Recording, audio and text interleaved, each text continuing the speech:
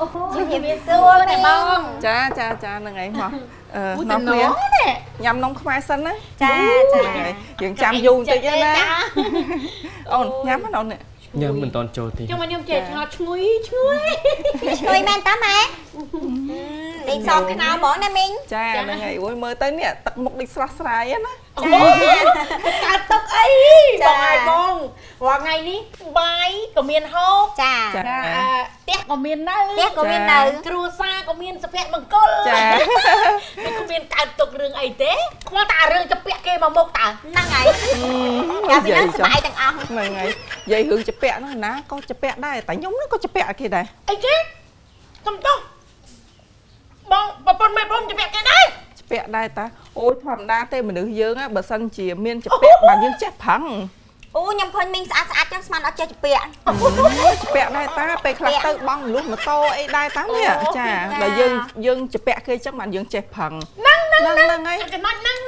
ខ្ញុំប្រឹងចឹងហ្នឹងបានសល់ប្រឹងហ្នឹងបាទខ្ញុំខំដាក់ចេះគេពេញហ្នឹងហ្នឹងហើយម៉ែខ្ញុំក៏ដាក់ចេះគេពេញហ្នឹងដោយសារខ្លាចអត់មានប្រឹងអត់អីចាប្រឹងហ្នឹងដល់ឥឡូវមានណាប្រឹងទៀតងាប់យើងប្រឹងចង់និយាយថាយើងខ្វះគេយើងមើលតាមសមត្ថភាពយើងដែរថាយើងសងគេរួចអត់កំតាំងមកចេះតែខ្ចីគេអញ្ចឹងទៅយើងសមត្ថភាពយើងខ្ចីហើយសងគេអត់បានក៏ពិបាកដែរហ្នឹងហើយខ្ញុំគ្រាន់ថាវាសំណាងដែរថាយើងអត់មានទៅអីណាទៅពាក់ទៅញើគីអីញ៉ៃញ៉ៃទេខ្ញុំទៅពាក់តែឯកជនទេចាទៅមកខ្ញុំក៏មានម៉ាន4 10នាក់ហ្នឹងអូសួស្ដីបាទជំរាបសួរបាទជំរាបសួរទាំងអស់គ្នាជំរាបសួរទាំងអស់គ្នាបាទគ្រប់ជំរាបសួរលោកពូបាទជំរាបពូមានក្អីដែរក្មួយខ្ញុំឃើញដូចជាលោកពូមានតរៈអញ្ជើញមកពីខាងក្រៅហីអូនេះសម្រាប់ខ្ញុំមានតរៈជាមួយមេម៉ាយនៅចុងភូមិណាក្មួយចាប់អូឯងទៅចូលចង់និយាយអញចូលតង់គេដែរអធិស្ឋានអើយអត់ទៅលោកពូនៅពេលដែលលោកពូនិយាយអញ្ចឹងក្មួយកាន់តែឆ្ងល់ទៀតហើយលោកពូមានទួនាទីអ្វីដែលត្រូវទៅផ្ទះមេម៉ាយនៅក្នុងភូមិនេះនិយាយចេះទៅក្មួយដល់ក្មួយឯងទាញចូលនេះបន្លំលោកវីដេអូលខោននិយាយពូជាចង់តាមពិតទៅផ្ទះមេម៉ាយចុងភូមិនឹងចេះ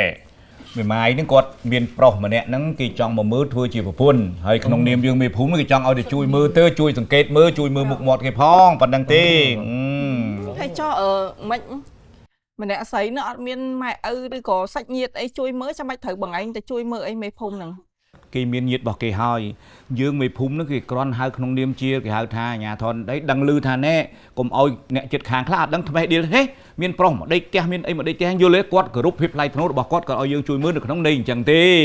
ចាអ៊ំអញ្ចឹងចាំអ៊ំជួយមើលថែខ្ញុំម្នាក់ផងតិចទៀតខ្ញុំខ្លាចជាមេម៉ាយទូរកុដដែរហើយអត់មកចេះអូនញ៉ងអូយចេះទេអ្នកបងថ្ងៃហ្នឹងណាខ្ញុំនេះវាអារម្មណ៍ល្អហើយណាមួយដូចថាទំនេរផងក៏នាំកូនភាសាហើយនឹងកូនខ្ញុំហ្នឹងដាក់ពាក្យលេងលះទាំងលេងលះមួងខ្ញុំក្នុងនាមជាគេហៅថាមេភូមិអញ្ចឹងវាគ្មានសិទ្ធិឯណាមានច្បាប់ណាទៅចែងឲ្យខ្ញុំទៅឲ្យគេលេងលះទេអារឿងលេងលះវាស្ថិតនៅលើផ្លូវច្បាប់នោះតុលាការនោះបាទអារឿងដាច់ចង្វាក់ការរស់នៅរវាងប្តីនិងប្រពន្ធហ្នឹងខ្ញុំគ្រាន់បានតែដឹងឮទេឥឡូវចង់សួរទៅនេះទៅប្អូនស្រីជាមួយក្មួយមានរឿងអីរហូតដល់ចង់លេងលះនេះបាច់សួរខ្ញុំទេមកហើយពុកមកបងឲ្យចង់ទូផងមានសួរបានមានសួរបងខ្ញុំចាំស្អីចាំមកអាឡៃរវល់គេណាត់មកនិយាយការងារនេះនឹងមកពីអាឡៃរវល់មិនអត់មានការងារធ្វើណាគេក៏រវល់ម៉េចអាឡៃពោគូទៅមួយទឹកចុកគោពួកឯងនោះក៏មហិមាម៉េចតពោទៅមួយទឹកពោកូនច្រឡំពោគូវាដាក់គូផងមើលកូនមើលចៅផងអញ្ចឹងដាក់គូផងពោកូនផងបាទអញ្ចឹងរវល់ហ្នឹងដល់អញ្ចឹងពោគូដាក់កូនម្ដងហ្នឹងហើយឥឡូវមិនហើយការងារហ្នឹងវាមិនប្រាប់ទៅនោះប្រាប់បងមេទៅថាមូលហេតុអីបានខ្ញុំដាក់កូនចៅខ្ញុំមកលែងគ្នាដោយសារតែលបងឯងហ្នឹងមកខលវាខ្ញុំ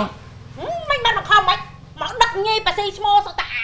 តួឯងនោះវាល្អណាស់អញចេះបកតែរស៊ីឥឡូវស៊ីអីហើយចូលវាមានអាក្រោយវារៀនបានពួងពោះទៅហ្នឹងហើយអាដោយសាររៀនខ្ពស់ហ្នឹងខ្ពស់អាសាលាជាន់ទី8ហ្នឹងហីបាទវារៀនល្អថ្នាក់ណារងមែននេះណាឥឡូវផ្ទះខ្ញុំសល់អីសិតតែវិនិយោគនេះវិនិយោគនោះឥឡូវផ្ទះជើងសល់2ទី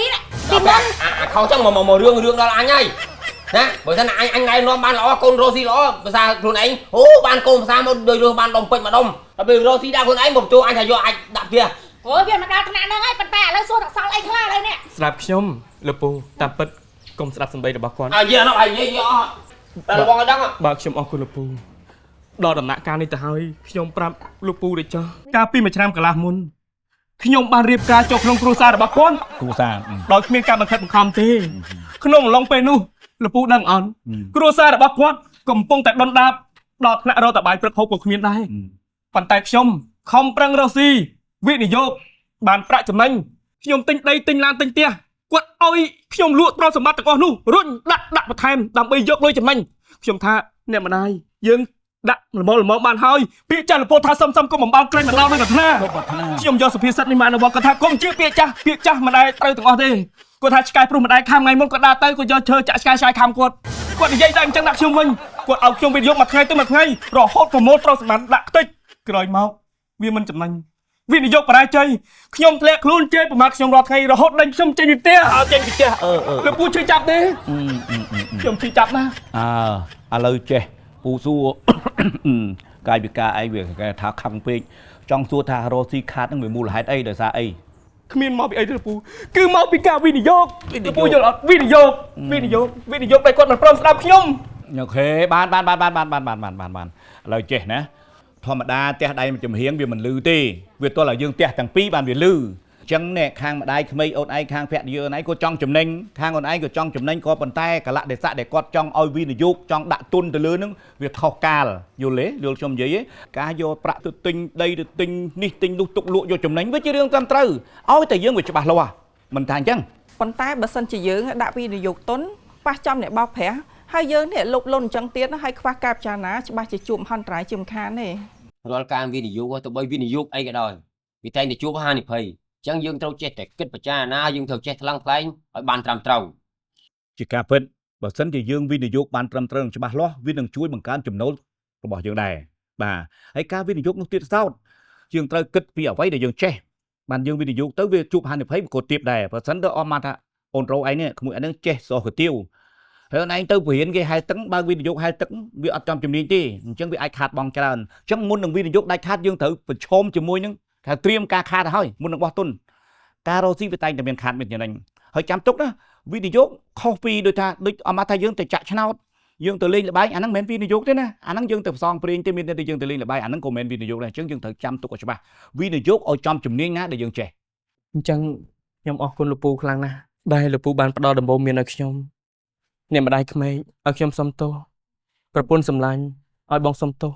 ពួកយើងជានាងនឹងគ្នាវិញទៅណាចាបងខ្ញុំក៏ដឹងខុសដែរហើយអរគុណអ៊ំមេភូមិចាដែលបានមានប្រសាសន៍ឲ្យពួកខ្ញុំបានត្រូវគ្នាវិញហើយប្រសាសន៍របស់អ៊ំដាស់តឿនសតិខ្ញុំច្រើនខ្លាំងមែនតើបងអរគុណច្រើនអ៊ំមែនហើយអូនអរគុណអ៊ំមែនហើយឲ្យតែពួកយើងជានាងគ្នាវិញពួកយើងខំប្រឹងរកប្រាក់ដើម្បីដោះបំណុលពួកយើងប្រកាសជាមានបានវិញហើយមានសុភមង្គលនឹងគ្នាអូនត្រូវចាំទុកថាសុខភាពគឺជាទ្រព្យយើងចេះស្ដាប់បង្គាប់បានជាគំនិតលទ្ធផលនឹងបានពីការសម្រេចចិត្តរបស់យើងគ្រប់គ្នាហ្នឹងណា